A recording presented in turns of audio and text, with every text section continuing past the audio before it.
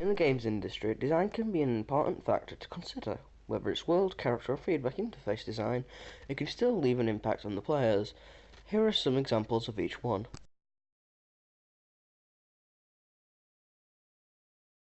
In Fallout 3, the world consists of quite brown and dark colours which are present to convey the destruction and desolation during the Great War, which happens during before the story. Furthermore, the use of earthy colours adds some realism into the mix. Additionally, the world is purposely expansive yet quite empty on the surface, which creates a sense of loneliness. This creates immersion in the player as they have to scavenge to find bottle caps and ammo in the Washington DC ruins. Furthermore, the overall architecture of the world is created to resemble 1950s America. This may be done just due to the Cold War threat, which lasted most of the 20th century, but the most of it came around the 50s, after the conclusion of World War II. Super Time Force is purposely created to resemble a sort of retro style. This plays into the theme of time travel, as the graphic style of a 2D side-scroller was more rampant in the past with games such as Super Mario and Sonic the Hedgehog. Additionally, the mix of light and dark colours to distinguish the foreground and the background allows the player to know where they may jump to without trial and error, which does not frustrate the player but still sticks to the familiar norm in platform games. Firstly, Guacamelei's colour scheme is bright and colourful. This may be just to distinguish the game in the sea of brown and dark colours associated with modern gaming, but it also resembles the colour used in Mexican festivals, including the Day of the Dead, which the game takes influence from. Furthermore, the use of being able to switch realities in-game with different art styles, one of which resembles the world of the living and the alternative resembling the world land of the dead, this may reference the thin border between life and death your character has to deal with throughout the game. In Team Fortress 2, or TF2, lighter renditions of otherwise darker colours are used for the background, which adds to the comic-esque overall design of the game. Furthermore, the game uses bright colours of blue and red to distinguish objectives and team spawns from the background. This allows both teams to know where to go and also show where the objectives are. The cartoony style still keeps with modern graphics as it still looks good even after 7 years. In Dead Space, the dark colours of the ship conveys a sense of isolationism, which also improves how a quiet moment is. This may be in place to just keep the player alert of their surroundings. Furthermore, the use of gore shows how violent the game is at the get-go. Additionally, makes the player want to discover how it all happened, which then, coupled with flickering lights and general abandonment of the ship, create a sense of paranoia which follows the player around the game.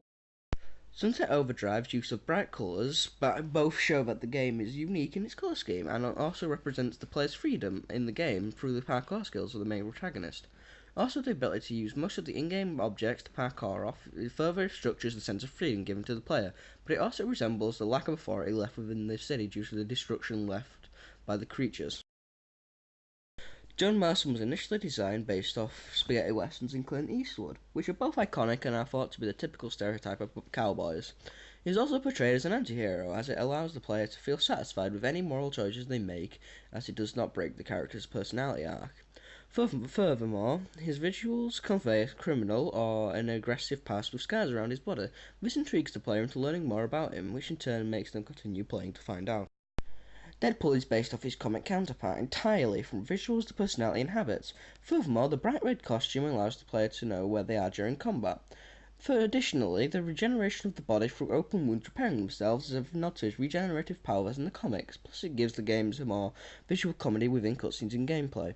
Finally, Deadpool's habit of continually breaking the fourth wall adds some more comedy value and also enables Deadpool to directly talk to the player to give any hints to certain, not all, puzzles.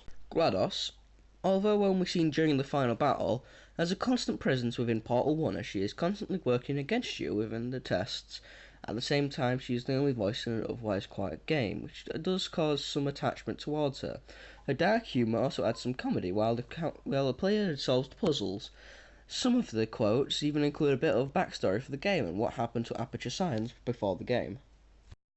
Vars is unusual in the sense that the character did not exist before the voice actor's audition, so the character design is quite original as a result. Vars's hair and red clothing is in place to associate him with being a pyromaniac, which does reference a future event within the game. Additionally, red is also associated with danger, which shows that he is one of the main villains. Furthermore, his general dialogue and personality proves his insanity, as he can go from really calm to shouting at simple things. On the other hand, Vars may be in place to show Jason's fall into insanity and brutality, as Vars' final battle shows. The Lone Wanderer is fully customizable, which allows the players to connect to the character as they created in the image, or simply made it look like the funniest thing possible. Furthermore, the character does not have a voice other than the one they talk to NPCs, which they have text choices presented to them, although no speech is heard still. This allows the player to imagine the voice and maybe connect to it to themselves. On the other hand, it may also represent the silence brought from the nuclear war and the loss of human life who had no say in it. Lastly, the character is completely modelled around the player's decisions, such as being good or evil, allows the player to write their own story for the Lone Wanderer. Congo was originally designed for a family-friendly game, as he is based off a squirrel, but the game changed to be drastically more mature, but his design stuck as it allowed the character to look deceptively innocent, which in turn adds comedy when he does something which would normally not be associated with such a fluffy character. Additionally, Congo's quotes in game are unexpected as they reference rude or mature themes such as, "Now, logic would denote that anyone who drinks that is gonna get the screaming squirts." Even Congo's animations are cute-esque, which may have been taken from the previous genre he was made for. The interface in Fallout 3 is quite minimalistic, with the health, AP bar, and the compass, which shows enemies and friendlies via green and red coloured rectangles, are always shown on the screen with additional information popping up when relevant, such as radiation and emitter when the character is being irradiated. Furthermore, the interface is brightly coloured and can be edited into a different colour. This allows the player to be aware of key information on the screen during combat. The player is also allowed to switch between first and third person, however the interface stays the exact same in both. Halo ODST keeps to the Halo tradition of the interface being based around the helmet, with the outline being visible at all times during gameplay. Also, the interface has changed from the previous Halos to represent that you are not a Spartan like in the previous and next games. To illustrate this, the HUD has been changed, so the minimap has been changed to a compass which may be in place to show how endangered your character is, as he is not a super soldier and is simply an ordinary soldier. Furthermore, the screen goes red when the character is injured, unlike the ordinary alert which the previous games have. Total War Shogun 2, some aspects of the HUD are different from the previous games. However, a majority of important information is still in place from Napoleon Total War. The HUD also shows enough information to make the game beginner-friendly, but still remains complex enough to make it competitive. Furthermore, the bird's-eye view allows the player to spectate a large portion of the battlefield, and the option to transfer to a non-controllable first-person view is available. The interface in Mountain Blade Napoleonic Wars is very user-friendly and minimalistic, as it shows the health and the weapons equipped. Furthermore, allies can be distinguished from the enemies by the custom banners which are shown above their heads. Lastly, the camera view can be switched between first and third person by pressing R. FTL's HUD is created to resemble a sci-fi setting, and it still remains simplistic enough for new players. Furthermore, the use of brighter colours allow the HUD to stand out against the darker background colours. The bottom of the screen consists of showing the power levels and the system rooms of the ship. This may be in place to encourage the player to micromanage. Lastly, the top-down view allows the player to view where the crew is at all times.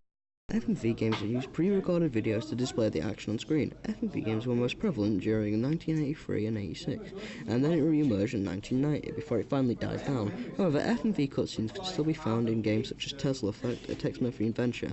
Although FMV games were simply a fad, it still created some controversy in games such as Night Trap. Corpse Killer is an example of FMV game which uses both FMV cutscenes and gameplay, as they use actors to portray the main characters, and they use people dressed as zombies as the enemies in the real shooter sections.